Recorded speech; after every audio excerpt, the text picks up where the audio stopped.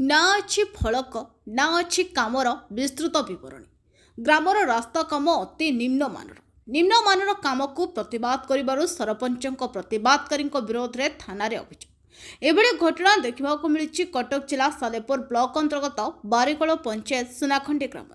बिना फलक बारिकोल सरपंच निजे एक रास्ता काम करुवा समय स्थानीय बासिंदा काम निम्नमानर हेउथिबारु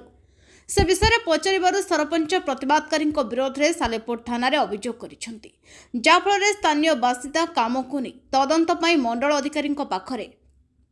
अभियोग करिसेंति सालेपुर वीडियो कौन से प्रतिक्रिया न दे कामर पुंखानुपुंख तदंत हेबो बोली कहिसेंति सेबडे सरपंच देखा न दे फोन माध्यम जहा हेबो ऑफिसर बुझिबे बोली कहिसेंति। सुरेश कुमार कांडी को गाँ सुनाखंडी 6 नंबर वार्ड। कौन है घटना घटना कौन काली रास्ता काम होता मु आसली जेई पचार जेई मैडम नथिले सेठू मुझे पचारि मुझे केते ये हम गोड़ी केते इंच दिहब मेंटल के दिन दिहब बाली के दिन दिहब जेई मैडम नथिले मत क्या आंसर किए दब कई नथिले सेठू सरपंच जड़े लोक था सी सेठू सागे सागे थाना फोन कला पीसीआर भैन आइले मुझे पचारि पीसीआर जो स्टाफ आसते मुझे पचारि मुझे सार आप कहतु मत आप कन्स्ट्रक्शन काम विषय कहींपारे कि सी तो कन्स्ट्रक्शन विषय कि जाना मत फास्ट मिसबिहेव कले कहले तू किए पचारे मुझे मु गाँ लोक मुझे मु गाँ लोक तापर से मत कहले ना आप जातु किंतु काम कौन है आम भी जानू आम दरकार मुझे जेई पचारे मोर गोड़ी केते दिहब बाली केते दिहब मेंटल के दिहब मु जेई मैडम पचार आसती कि जेहेतु कई नथिले ब्लॉक स्टाफ से सरपंच को फोन कला तार जे चामचा गोटे जन थिला से फोन कला से पीसीआर भैन डकेले पीसीआर भैन आसला मुझे आसती पीसीआर भैन आसला बेले किंतु मोर दरकार था जेई आसबे जेई मैडम जहाँ कहे से अनुसार काम हम सरकारी काम शुणु मुझे विरोध करने कथा नुहे सरकारी काम हिसाब से हो मुझे सरकारी नियम हिसाब से जो हिसाब से तार सरकारी भाग से हिसाब से काम हो मुझे चाहूली से हिसाब से काम हो किंतु सरपंच जेहेतु तार सी मनमुखी कहला सरपंच कहला मो इच्छा मुझे पंचायत पैसा मुझे जहाँ चाहिए से करी सरपंच एक कथा खाली निजे कही ना मुझे जानी अति निम्नमान काम होती आपड़ भी देखिपारती ए साइड सब भांगी गला काली काम देखो आप भांगी गला काम है आप भी देखिपारती ढलई तो मुझे जानी मु मैडम थे जेई मैडम थे पचारि था जेई मैडम तो नथिले क्या पचारि फल भी ना बर्तमान तो बोधे पाखापाखि 6 इंच खंडे अच्छी ढलई आगामी दिन कौन करेंगे आगामी दिन में शुणु मो कह कथा सरकारी नियम अनुसार जब कम न हो आगामी दिन आम पूरा पदक्षेप नेबू जमी सरकारी कम जो हिसाब हवा कथा हम मो ना शिशिर बेहरा को पंचायत आम सुनाखंडी बारिगोल ग्राम पंचायत कौन है घटना अभियोग आम जो कम है आमर जो कम एठू साहू साई आम आग जाए जो सुनाखंडी से कमटा आमर यहाँ हूँ 6 नंबर वार्ड ये 6 नंबर वार्ड आम 10 फुट ढले हवा कथा बर्तमान 9 फुट हो 10 फुट चौड़ा हवा कथा से कहले जे आम 9 फुट करुचु आम नंबेकी नहीं कि नंबेकी नेले ना नंबेकी न नेले कम हिसाब से कम कर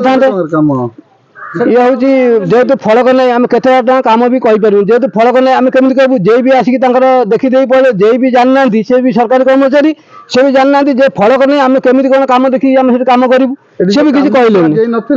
हाँ जेई थे कि मनमुखी कले हाँ जेई आसी कि आसिक सागे सागे पलैले जेईर बाप है कौन से आसी बसी था अनुधान कम करते कि कले से देखीदे कम पलैले केते हम कौन हम आम तो जानू से आमको बतवा कथा ये आम लिस्ट अच्छी ये कम हम ये फुट जीव कि ये टकर कम से आमको किसी कहले तेणु आम कौन जानू कौन कहींपरू तेणु आम चाहूँ यहाँ विजिलेंस लगे यार तदारख कर कम जी लक्ष टकर जेहेतु बोर्ड ना से कम कि ना